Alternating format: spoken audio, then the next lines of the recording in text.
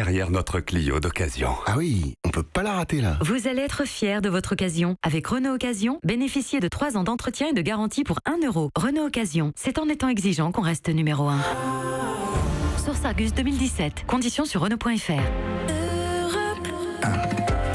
Il est 8h moins 10, la suite de Figure Libre, Patrick Cohen. Axel de Tarlet, beurre, vin, huile d'olive, toute notre production agricole souffre de pénurie chronique.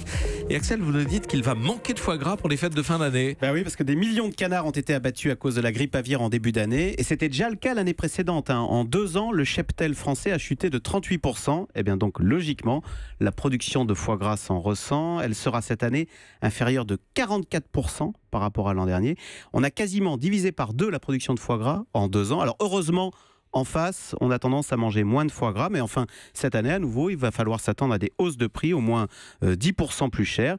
Alors, sans parler de pénurie de foie gras, cette tension vient s'ajouter à la tension sur le beurre, tension également sur la production viticole. La récolte de raisins a chuté 19% cette année en France. Et on pourrait également parler, oui, de l'huile d'olive, dont la dernière récolte a été qualifiée de catastrophique par les producteurs français. Mais c'est propre au monde agricole, les récoltes peuvent varier d'une année sur l'autre. Alors certes, mais on voit bien aussi qu'on arrive au bout de notre modèle agricole intensif, qu'on a trop industrialisé, trop séquencé, comme si on était à l'usine.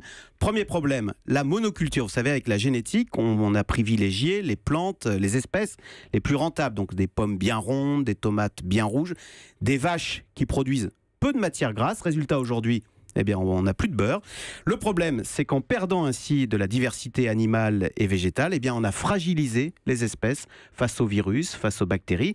Or, ensuite, deuxième problème, on a séquencé le travail agricole. Alors là, c'est flagrant dans la filière foie gras. Les canards sont regroupés en début de vie pour être élevés au même endroit. Puis, on les gave à un autre endroit et on les abat dans un dernier endroit. Évidemment, si un virus se balade dans la chaîne, c'est un carnage. Et ce virus se transmet à tout le cheptel. C'est comme ça qu'on a dû abattre près de 4 millions de canards l'hiver dernier. Donc, on voit bien les limites de cet élevage intensif. Monoculture, plus derrière pesticides, antibiotiques pour tenir le coup, et en bout de chaîne, des prix bas dans les supermarchés.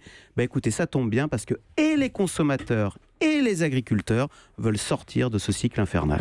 Axel de Tarlet, qui veut réagir? Personne. Avec canards.